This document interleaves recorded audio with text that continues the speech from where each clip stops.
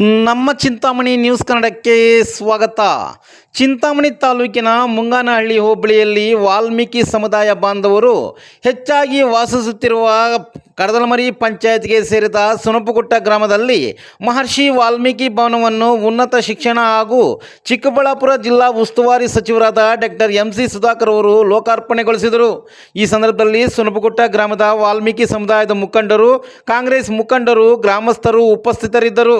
ಹೆಸರಗುಟ್ಟಳ್ಳಿ ಪಂಚಾಯತ್ಗೆ ಸೇರಿದ ಕಂಚನಾಯಕನಹಳ್ಳಿ ಗ್ರಾಮದಲ್ಲಿ ನೂತನವಾಗಿ ನಿರ್ಮಿಸಿರುವ ಮಹರ್ಷಿ ವಾಲ್ಮೀಕಿ ಸಮುದಾಯ ಭವನವನ್ನು ಸಚಿವರಾದ ಡಾಕ್ಟರ್ MC ಸುಧಾಕರ್ ಮತ್ತು ರಾಗುಟ್ಟಳ್ಳಿ ಪಂಚಾಯಿತಿ ಅಧ್ಯಕ್ಷೆ ನಿರ್ಮಲಾ ರಘುನಾಥ್ ರೆಡ್ಡಿ ಟೇಪ್ ಕತ್ತರಿಸುವ ಮೂಲಕ ಲೋಕಾರ್ಪಣೆಗೊಳಿಸಿದರು. ಈ ಸಂದರ್ಭದಲ್ಲಿ ಸಚಿವ doctor MC Sudhakar, school Subbareddy, chairman SM Venkataramanappa, Raghunath Reddy, Nirmala Raghunath Reddy, filter ದಾನಿಗಳಾದ ನವೀನ್, ವಾಲ್ಮೀಕಿ ಸಮುದಾಯದ ಮುಖಂಡ ವೇಣುಗೋಪಾಲ್ ಅವರಿಗೆ ಹೃದಯ ಸ್ಪರ್ಶಿಯಾಗಿ ಸನ್ಮಾನಿಸಿ ಗೌರವಿಸಲಾಯಿತು.